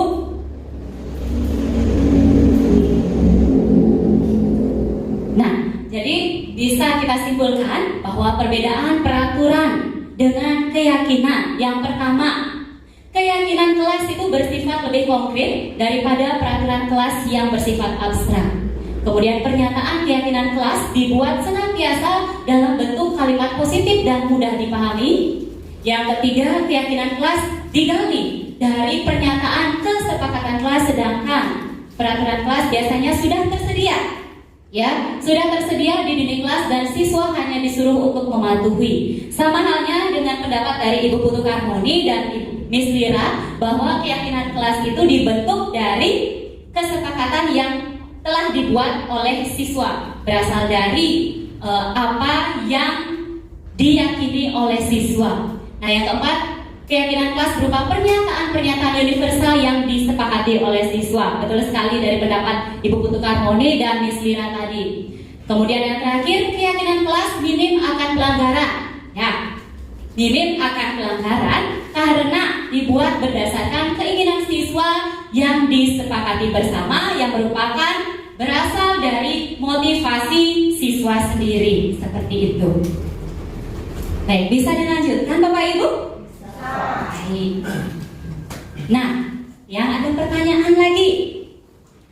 Jika ada peraturan seperti ini, selalu kembalikan buku ke tempatnya. Kira-kira nilai kebajikan atau keyakinan kelas yang cocok untuk kalimat tersebut. Ya, coba dilihat dulu. Kemudian ditahan dulu jawabannya. Oke? Yang pertama, selalu kembalikan buku ke tempatnya. Dilarang mengganggu orang lain. Hadir di sekolah 15 menit sebelum pembelajaran dimulai. Termasuk nilai apakah yang ada di dalam kalimat tersebut. Dilarang melakukan kekerasan. Dilarang menggunakan narkoba. Kemudian bergantian atau menunggu giliran. Menggunakan masker. Jangan berlari di kelas atau di koridor. Kira-kira sudah terbayang nggak jawabannya, Ibu Bapak? Sudah terbayang? Baik, kita tahan sebentar ya. Kita lanjutkan dulu. Baik, sebelum itu dijawab, yang akan lanjut dulu dengan apa sih tujuan dari pembentukan keyakinan kelas. Jadi Ibu Bapak tentu sudah sangat sering membuat yang namanya keyakinan kelas atau kesepakatan di kelas ya. Nah, tujuannya tentu untuk menumbuhkan komunikasi yang efektif antara siswa dan guru, kemudian menciptakan pembelajaran yang berpusat pada siswa sesuai dengan tujuan pendidikan menurut Ki Hajar Dewantara bahwa menciptakan pendidikan yang harus berpusat pada siswa atau student center. Kemudian yang ketiga, menumbuhkan rasa tanggung jawab pada siswa. Jadi itu tujuan dari pembuatan keyakinan kelas atau kesepakatan kelas. Bagaimana kita membentuk keyakinan kelas tersebut? Nah, kalau yang mau minta pendapat dari 3 pembentukan keyakinan kelas ini, langkah ini, Ibu Bapak yang minta pendapatnya, kalau Ibu Bapak sendiri bagaimana cara pembentukan keyakinan kelasnya? Yang minta dari Ibu Sagung. Terima kasih. Izin menjawab. Yang saya lakukan ini guru-guru yang anggaplah guru yang sudah tua gitu, ingin mencoba. Kemarin sudah membuat keyakinan kelas. Yang saya sebutkan kesepakatan dulu, menurut dia pribadi, kemarin dia dengan anak-anak di kelas yang bentuk kelompok, dia mengungkapkan apa sih yang dia harus buat untuk membuat kesepakatan kelasnya biar nyaman di kelas. Dia buat berkelompok, kemudian dia ajukan, dia tempel dulu di papan, kemudian dia bacakan masing-masing kelompok, terus disepakati oleh anak-anak di kelas, dan kita simpulkan dari semua itu terkumpul beberapa menjadi suatu kesepakatan yang disetujui bersama. Sekian yang kami bisa sebutkan. Terima kasih. Terima kasih banyak Ibu atas tanggapannya ya. Beri tepuk tangan dulu untuk Ibu Sagungnya. Iya, jadi mungkin tidak jauh berbeda dengan rekan-rekan yang lainnya. Atau mungkin ada dari guru lapangan nih, saya tanya. Guru lapangan kan tidak di kelas ya, kecenderungannya di lapangan. Gimana pembuatan keyakinan kelasnya? Baik, dari Bapak Merah atau Bapak Putih? Sweet dulu boleh. Baik, dari Bapak Merah. Kalau kesepakatan atau ini aturan yang saya lakukan di lapangan, yang pertama contohnya memakai seragam. Kalau saya sendiri kan ada 2 seragam, kita punya hood dan olahraga. Kadang-kadang anak-anak bisa ada yang pakai seragam hood, ada yang pakai seragam olahraga kalau dulu. Tapi waktu ini saya buat kesepakatan kekompakan yang diambil satu kelas wajib baju harus sama. Ya, kalau tidak risiko ambil sendiri ada hukumannya. Yang kedua, saya setiap olahraga itu selalu menggunakan name tag. Tujuannya untuk biar gampang saya memanggil dan tahu nomor absennya dari si anak. Dan yang ketiga, waktu 15 menit setelah saya bariskan, jika ada yang datang, kalau alasannya tepat, saya kasih masuk barisan. Dan jika kalau alasannya dibuat-buat, silakan kalian lari 2 jam pelajaran tanpa henti. Itu kesepakatan kelas bagi saya sama anak-anak olahraga. Dan anak-anak tersebut semua setuju. Karena dia setuju, dia anggap kesepakatan kelas itu siap untuk dilaksanakan. Terima kasih Bu Ci. Terima kasih banyak Bapak Septian ya. Jadi itu perbedaan antara bagaimana pembentukan keyakinan kelas di kelas dan di kelas yang berada di luar kelas begitu. Tapi tetap itu dalam konteks kelas ya, kelas siswa. Nah, jadi betul sekali pendapatnya itu bahwa meminta persetujuan kesepakatan dari siswa. Nah, jadi pembentukan keyakinan kelas itu mengedepankan gimana hendaknya tidak terlalu banyak kata-katanya. Ya, kata-katanya mudah diingat, ya, tidak terlalu banyak kata. Kemudian yang kedua, sesuai dengan kondisi kelas atau sekolah sehingga mudah untuk diterapkan. Yang ketiga, semua warga sekolah atau kelas dilibatkan dalam pembuatan keyakinan sekolah atau kelas. Jadi kalau kita membuat kesepakatan kelas, berarti kita melibatkan seluruh siswa, ya, seluruh siswa. Nah, pembentukan keyakinan kelas ini seperti tadi sudah dijelaskan bersifat lebih abstrak, ya, lebih rinci dan konkret, berupa pernyataan-pernyataan universal, hendaknya tidak terlalu banyak. Kemudian kata-katanya tidak terlalu banyak sehingga mudah diingat dan mudah dipahami. Kemudian pernyataan keyakinan kelas senantiasa dibuat dalam bentuk kalimat atau kata positif, ya, dan dapat diterapkan di lingkungan tersebut. Semua warga kelas hendaknya ikut berkontribusi dalam pembuatan keyakinan kelas lewat curah pendapat dan bersedia meninjau kembali keyakinan kelas tersebut dari waktu ke waktu. Seperti itu. Jadi tetap ada peninjauan. Nah, langkah-langkah, ya, yang berbagi atau sharing pendapat, ya, jadi begini untuk pembentukan keyakinan kelas. Oke, Ibu Bapak silahkan sambil dibaca. Yang pertama, kita mempersilahkan dari murid kita atau siswa kita untuk berpendapat tentang peraturan yang perlu disepakati. Kita lihat, kita tinjau dulu peraturan yang sudah ada di sekolah. Ya, tentunya semua sudah di kelas itu pasti ditempelkan peraturan-peraturan yang disepakati di sekolah, peraturan-peraturannya. Nah, yang itulah yang akan kita tinjau. Langkah kedua, kita mencatat semua masukan dari siswa, ya, di papan tulis atau di kertas besar atau di poster. Biasanya kalau sekarang menggunakan sticky note, atau kalau misalkan yang menggunakan media digital mungkin menggunakan yang namanya Mentimeter atau ada Mentimeter seperti sticky note, ya, ada sticky note. Jika Ibu Bapak ingin nanti menggunakan yang namanya tidak menggunakan kertas tempel lagi, tetapi menggunakan langsung dari handphone siswa, boleh. Kemudian yang ketiga, menyusun keyakinan kelas sesuai dengan prosedur dan mengganti kalimat-kalimat dalam bentuk negatif menjadi kalimat yang positif. Semisal, jangan berlari di koridor, di depan koridor, seperti itu. Jadi kalimat jangan itu kita ganti, ya, menjadi kalimat positif. Mungkin dari Ibu guru bahasa Indonesia tentu sudah paham untuk penggantian kalimat negatif menjadi kalimat positif gitu, okay? Baik, untuk yang keempat, mengkaji pernyataan-pernyataan yang dibuat bersama murid dan menemukan nilai-nilai kebajikan atau keyakinan yang dituju dari peraturan-peraturan tersebut. Jadi contohnya seperti tadi Pak Septian katakan bahwa muridnya harus menggunakan seragam, ya. Jadi kira-kira nilai kebajikan yang mana yang bisa kita pakai untuk keyakinan kelas? Menggunakan pakaian seragam. Nilai apa kira-kira? Disiplin, ya. Jadi itu disiplin.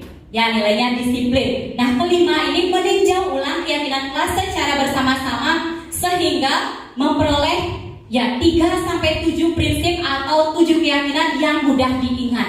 Jadi kalau siswa, ya, yang kita pastikan itu yang akan harus diingat dan bersifat yang namanya urgent, itu yang harus kita benar-benar yakini, begitu. Kemudian yang keenam, setelah selesai dibuat, ditinjau ulang, ditinjau kembali, kemudian ditandatangani bersama. Berarti penandatanganan tersebut berarti kita sudah benar-benar sepakat, anak-anak sudah benar-benar yakin dengan apa yang keluar dari hati mereka, dan kemudian akan ditempel di dinding agar mudah dilihat oleh seluruh siswa. Seperti itu. Baik, jadi saya rasa juga Ibu Bapak sudah melakukan hal tersebut, ya. Nah, jadi tadi dari pertanyaan yang awal yang saya berikan, peraturan, jika ada pernyataan selalu kembalikan buku ke tempatnya, berarti hal tersebut mengandung nilai tanggung jawab, ya, tanggung jawab. Kemudian dilarang mengganggu orang lain, Berarti saling menghormati. Hadir di sekolah 15 menit sebelum pembelajaran dimulai. Itu komitmen, kemudian menghormati, ya. Dilarang melakukan kekerasan. Ya, ada nilai keselamatan, menghormati lagi. Dilarang menggunakan narkoba, kesehatan berasal dari dirinya sendiri dulu, kesehatannya siswa. Kemudian bergantian atau menunggu giliran. Nilainya bersabar, kemudian menghormati, saling menghormati. Menggunakan masker, ya, nilai kesehatan dan keselamatan.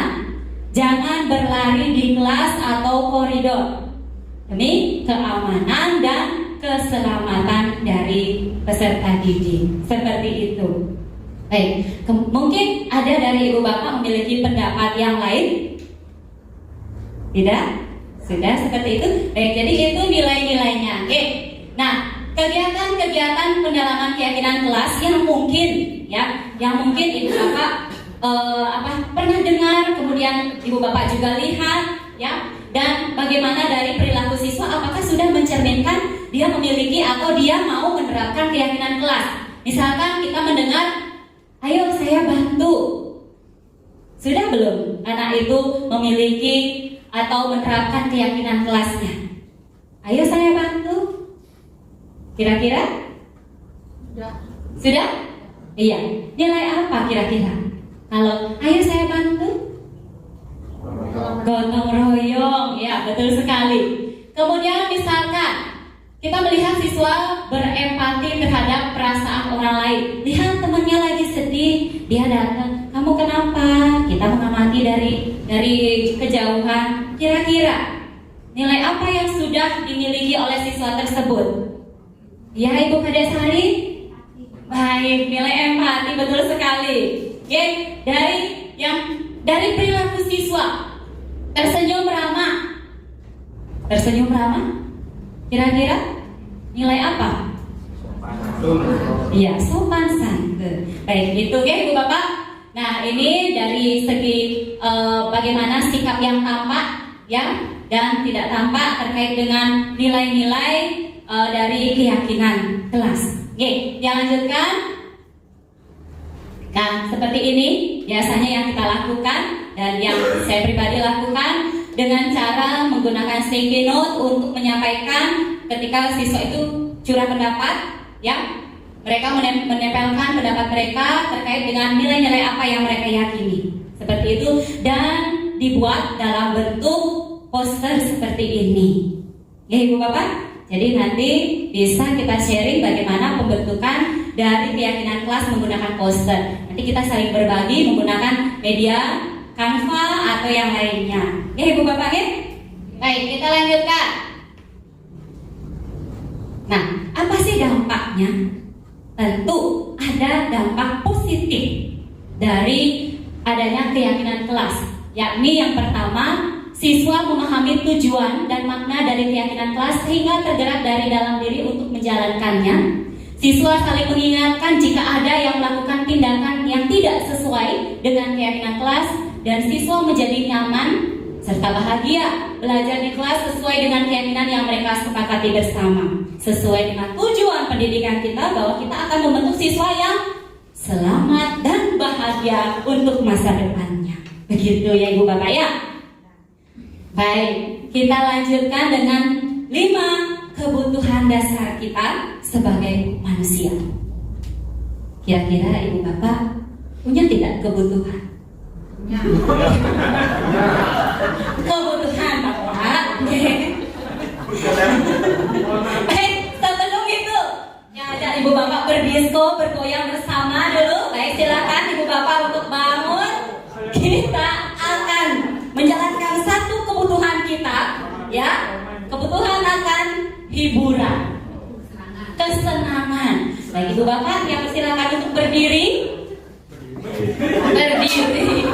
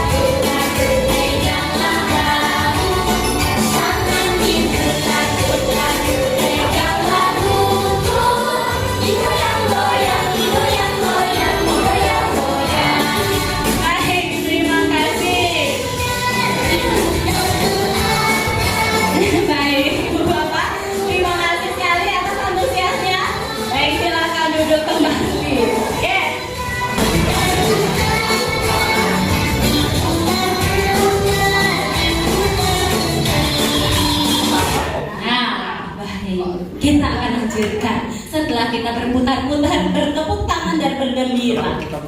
Nah, sekarang saya tanya lagi, apa kebutuhan kita sebagai manusia? Kira-kira dari ibu bapak yang minta pendapatnya, apa sih kebutuhan dari ibu, apa sih kebutuhan dari bapak? Yang minta dari Bapak Putu.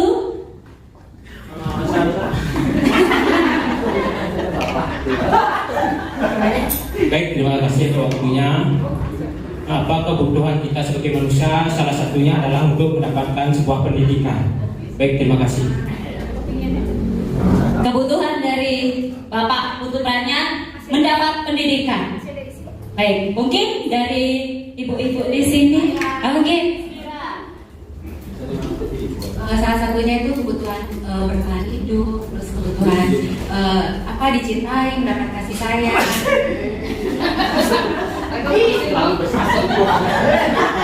Kesenangan, dan itu kan banyak hal. Seperti healing contohnya itu kan satu kesenangan. Bukan begitu Bu Ci? Berarti habis ini kita healing ya. Kita healing untuk mendapatkan kesenangan. Terima kasih Miss Lira. Baik, mungkin dari ibu saya yang cantik. Mungkin kebutuhan kita sebagai manusia adalah kebutuhan primer, yaitu makan, pakaian, dan perumahan. Terima kasih sekali Ibu Bapak ya. Terima kasih dan berikan tepuk tangan untuk diri kita sendiri. Oke, sudah banyak mendapatkan masukannya bahwa kebutuhan kita itu ada yang tentu makan, untuk minum kebutuhan kita. Kemudian kebutuhan kita akan kesenangan, mendapatkan pendidikan. Benar sekali, itu semua kebutuhan kita. Baik, nah sebelum kita bahas apa saja yang termasuk ke dalam kebutuhan kita tinggal dulu apa itu kebutuhan. Jadi kebutuhan itu adalah seluruh tindakan manusia yang memiliki tujuan tertentu. Ketika kita mendapatkan apa yang kita inginkan, maka sebetulnya saat itu kita sedang memenuhi satu ataupun lebih dari kebutuhan dasar kita. Contohnya tadi seperti Pak Putu Pranian, kebutuhannya pendidikan. Jadi ketika kita sudah mendapatkan ijazah, ya kita sudah mendapatkan yang namanya SK untuk menjadi seorang pegawai, berarti satu dari kebutuhan kita itu sudah terpenuhi seperti itu. Baik, berikutnya, jika semisal ada murid, ya tentu kita pasti sering melihat murid seperti ini ya Ibu Bapak ya, bahwa ada murid yang terlambat. Ya, yang ada di poin kuning, yang murid berbaju biru itu terlambat. Ada si temannya menyatakan, kamu ini tadi terlambat, udah terlambat gangguin teman, sekarang buang sampah sembarangan. Tetapi murid yang terlambat itu, dia cuma bilang, ya deh, maaf, lain kali aku tidak ulangi, sambil cengar-cengir. Pernah melihat murid seperti itu, Ibu Bapak? Sering, ya. Sering sekali. Nah, ada lagi temannya. Nah, nama anak yang terlambat itu namanya Bombong gitu. Ini temannya lagi satu. Aduh, Bombong ini selalu saja buat gaduh. Padahal sudah sering dinasehati guru. Ngedumel ya temannya. Tapi yang terlambat ini ya senyum-senyum aja. Sering, pasti kita sering juga melihat murid seperti itu ya.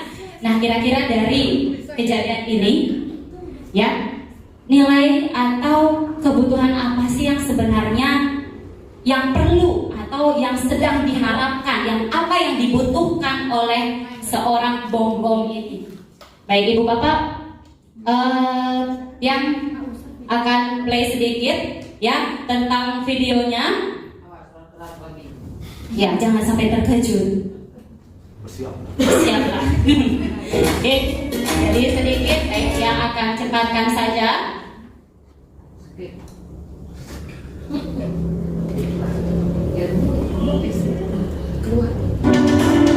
Jadi ada 5 kebutuhan dasar manusia. Kebutuhan dasar yang pertama adalah kebutuhan yang bersifat fisiologis. Ya, jadi untuk bertahan hidup atau survival. Kemudian misalnya ini kebutuhan untuk makan, seperti yang tadi dijelaskan oleh Bu Erna. Makan, kemudian rumah, ya, kebutuhan rumah, Kemudian ada kebutuhan biologis, ya, bereproduksi. Jangan mengatakan tidak membutuhkan bereproduksi, Bapak. Pasti yang sudah memiliki pasangan pasti membutuhkan itu. Ya, yang belum berpasangan jangan dulu begitu. Baik, berikutnya agar murid dapat belajar dengan baik. Ada kebutuhan rasa aman, sandang, dan papan harus terpenuhi. Kebutuhan sandang, papan, kapan belajar dengan baik. Bila mereka datang ke sekolah dengan perut yang lapar, atau bila memang mereka kebanjiran. Berikutnya juga ingin diterima oleh temannya. Ya, rasa ingin diterima oleh temannya. Pun jauh di dasar hatinya pasti ingin merasa diterima. Sebagai guru seharusnya untuk dengan sengaja memasukkan kegiatan yang menyenangkan. Ya, misalkan seperti Pak Dodi, ya Pak Dodi guru informatika, biasanya menyisipkan game-game. Menikmati apa yang mereka lakukan. Mereka juga konsentrasi agar siswa saat mengerjakan hal-hal yang disenangi.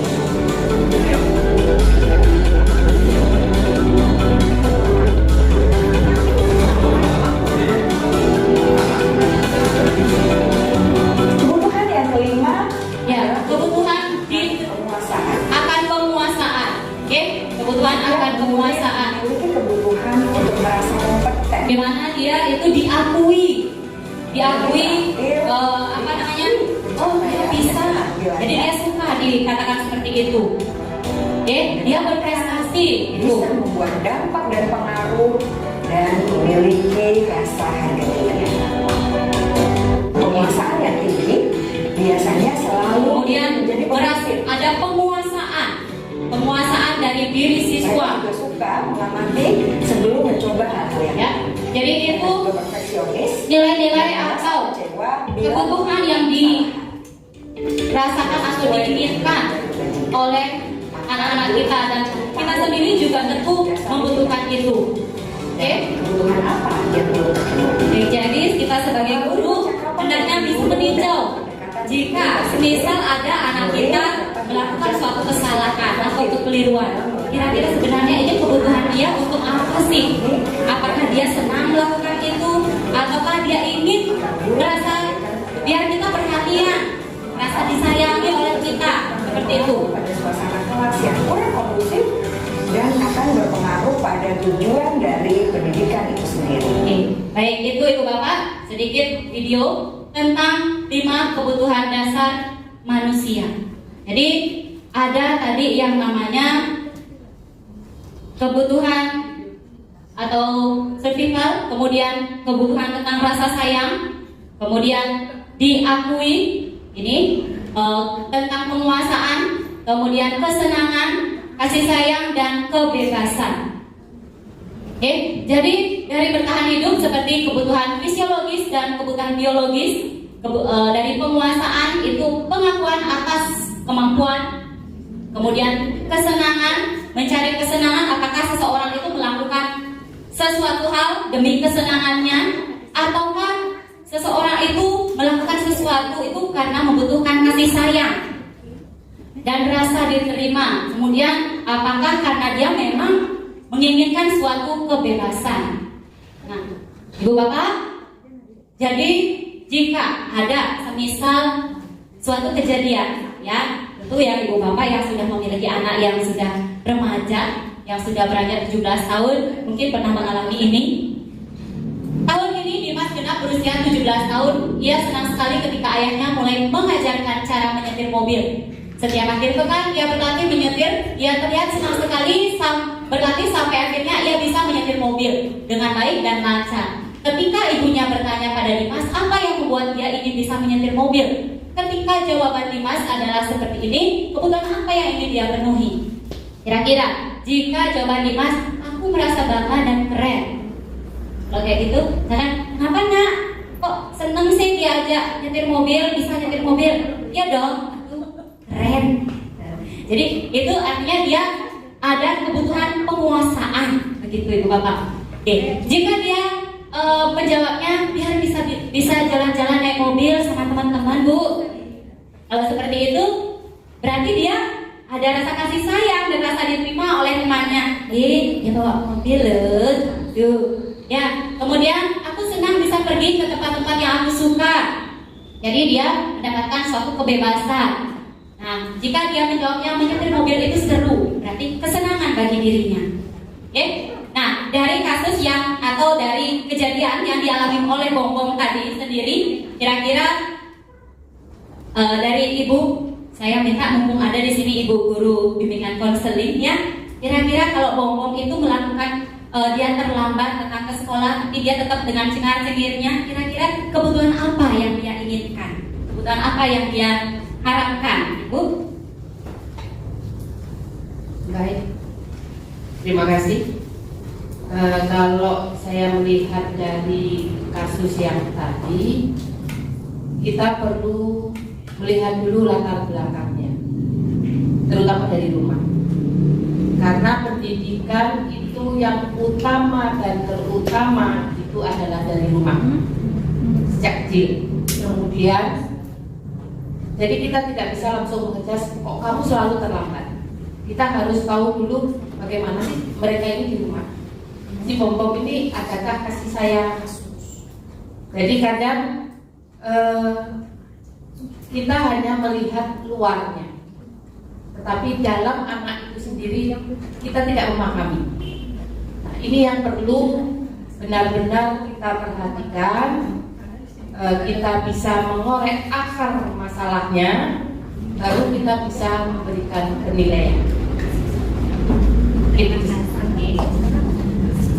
Terima kasih Ibu, betul sekali ya. Jadi kita itu tidak bisa melihat dari satu pandangan saja. Kita bisa melihat, oh kalau misalkan Bongbong itu dengan santainya, ya deh maaf lain kali tidak aku ulangi. Mungkin bisa kita anggap Bongbong itu kenapa dia terlambat? Kita tanya dulu. Mungkin karena dia tadi habis bantuin ibunya jualan. Tuh. Kalau habis bantuin ibunya jualan berarti dia biar bisa apa? Biar bisa makan. Mungkin seperti itu. Jadi ada kebutuhan, ya kebutuhan dari Bongbong itu dia menyenangkan perasaan ibunya, kemudian dia juga bertahan hidup di sana seperti itu. Dan jika dia memang dengan gelagatnya yang cengar-cengir, ngerasa tidak bersalah, mungkin dia memang senang seperti itu, ada rasa kesenangan dan karena diperhatikan terus sama ibu bapak gurunya, karena dia terlambat, kan mungkin saja seperti itu. Jadi dia terus diperhatikan, Bongbong, kenapa terus saja melanggar? Kenapa terus saja terlambat? Oh, benani Pak Bin, takonina gitu. Kadang-kadang ada model seperti itu. Jadi dia butuh kasih sayang, perhatian dari kita. Ya ibu bapak, jadi kita juga tidak boleh, pesan di sini tidak boleh melihat siswa. Ketika siswa melakukan kesalahan, jangan dilihat dari sudut pandangnya, dari satu sudut pandang saja. Jadi nanti bisa kita akan menyesuaikan dengan kalau memang dia melakukan kesalahan, gunakanlah restitusi. Yang restitusi itu nanti akan lebih ditekankan oleh rekan saya berikutnya. Oke, yang lanjutkan lagi sedikit. Ada yang terakhir itu adalah dengan kita sudah mengetahui kita memiliki kebutuhan sebagai manusia, akan bertemulah kita pada dunia kita yang berkualitas. Gimana kita mau menciptakan dunia kita berkualitas? Kira-kira menurut Bapak Ibu, dunia itu sudah berkualitas bagi Ibu Bapak karena apa? Karena sudah mendapatkan istri yang cantik, Pak. Untuk Bapak-bapak, karena sudah mendapatkan anak yang cantik dan ganteng kah kira-kira? Baik, yang minta biar Pak Angga yang menjawab. Terima kasih atas waktunya. Jadi dunia berkualitas, kalau versi saya, yang menurut saya adalah jika dimana itu segala sesuatu kebutuhan sudah semuanya terpenuhi, walaupun keinginan belum terpenuhi, seperti itu. Jadi kebutuhan dan keinginan itu berbeda. Terima kasih. Terima kasih sekali Pak Angga. Jika yang namanya semua katanya kebutuhannya terpenuhi, maka dunianya berkualitas. Setuju Bapak Ibu? Setuju. Ya, jadi kalau kebutuhan kita sudah terpenuhi, maka kita anggap dunia itu berkualitas. Ya, jadi dunia berkualitas itu merupakan tempat khusus dalam pikiran kita, ya, tempat kita menyimpan gambaran, representasi dari semua yang Anda inginkan, yang kita inginkan, bisa berisi orang-orang atau hal-hal atau apa saja yang terbaik dalam hidup kita dan membuat kita merasa bahagia dan terpenuhi kebutuhan dasarnya kita. Baik, seperti yang dijelaskan oleh Pak Angga seperti itu. Jadi jika kebutuhan dasar kita terpenuhi, maka kita anggap dunia itu sudah berkualitas. Oke, Dr. William Blazer menyebutkan seperti semacam album foto. Ya, album foto, sehingga isinya tidak akan terlalu banyak. Bahwa apa yang penting-penting bagi kita, itulah yang ada di album foto tersebut. Sama, dunia berkualitas itu apa yang memang menjadi kebutuhan dasar kita yang sudah bisa kita penuhi, maka kita menganggap dunia itu sudah berkualitas, seperti itu. Jadi dunia berkualitas itu jika kita memiliki orang, tempat, benda atau nilai-nilai dan kepercayaan yang penting bagi kita termasuk di dalamnya. Untuk masuk ke dunia berkualitas, syaratnya ya adalah bahwa sesuatu itu harus terasa sangat baik bagi kita dan memenuhi setidaknya satu atau lebih kebutuhan dasarnya kita. Nah, jadi murid juga tentu memiliki gambaran dunia berkualitas bagi dirinya, sama halnya seperti kita. Jadi dunia berkualitas bagi murid itu seperti apa? Dunia berkualitas bagi murid mungkin ya akan bisa kita cari tahu. Ya, nanti saya akan berikan contohnya bagaimana kita melihat bahwa murid itu menyatakan dunianya sudah berkualitas. Nah, sekarang saya akan memberikan refleksi pada ibu bapak terkait dunia berkualitas menurut ibu bapak. Oke, tolong itu dibagikan.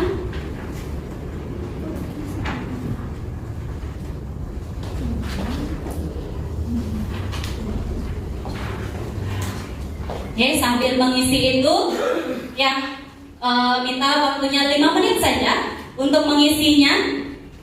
Sambil kita akan dengarkan musiknya agar lebih semangat, dimana kita menjadi dunia yang berkualitas dan kita tetap semangat menjalani kehidupan ini.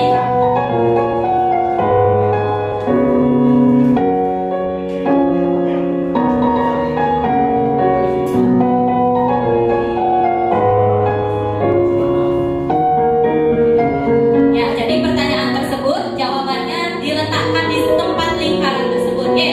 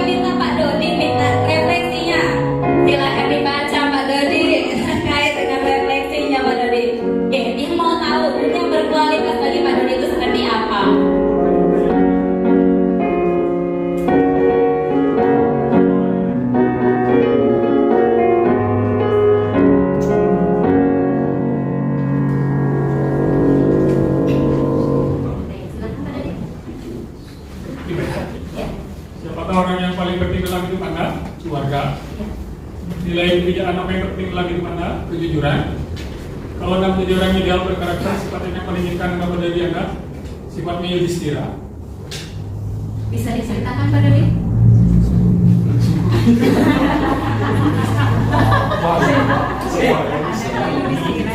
Artinya dari karakter Yudhistira itu semuanya ada. Apa pencapaian yang Anda sangat banggakan? Bisa ikut di atas 40 tahun. Apa pekerjaan ideal bagi Anda, seorang penambang itu? Ceritakan bagian perjalanan hidup Anda dari mana Anda merasa ke puncak Anda menjadi seorang bapak. Apa yang paling berkenan dari Anda? Membesarkan seorang anak, satu orang anak. Terima kasih Pak Dodi, luar biasa sekali. Mungkin ada lagi yang mau memberikan pendapatnya, Bu Kade Sari? Baik, Bu Kade, silakan Bu Kade.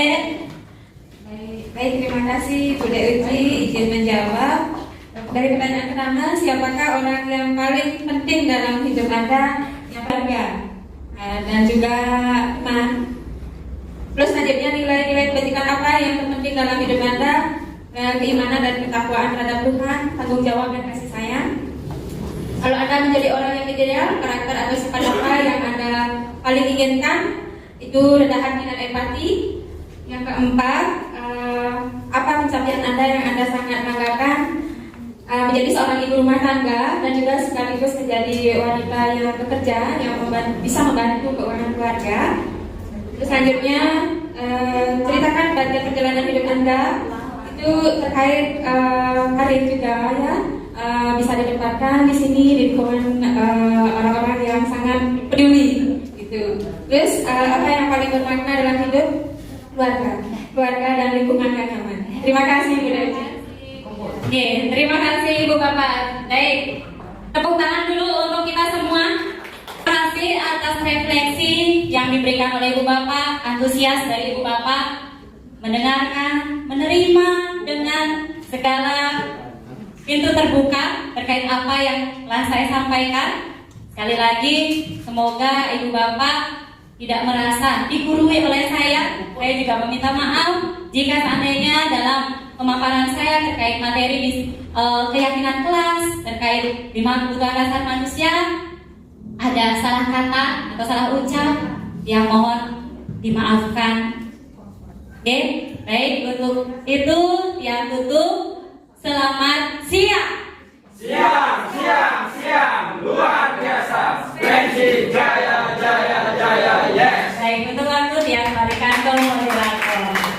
Baik, terima kasih. Demikian pemaparan materi terkait keyakinan kelas kebutuhan dasar manusia yang disampaikan oleh Ibu Aristia, di mana kesimpulan dari pemaparan tersebut yaitu keyakinan kelas dibuat dalam kesepakatan antara siswa dan guru sehingga tercipta suasana kelas yang nyaman dan kondusif sehingga kebutuhan peserta didik dalam menerima pembelajaran dapat terpenuhi. Selanjutnya akan kami lanjutkan dengan pemaparan materi dari Ibu Putu Eka Pertami terkait dengan 5 posisi kontrol. Baik, kepada Ibu Eka saya persilakan.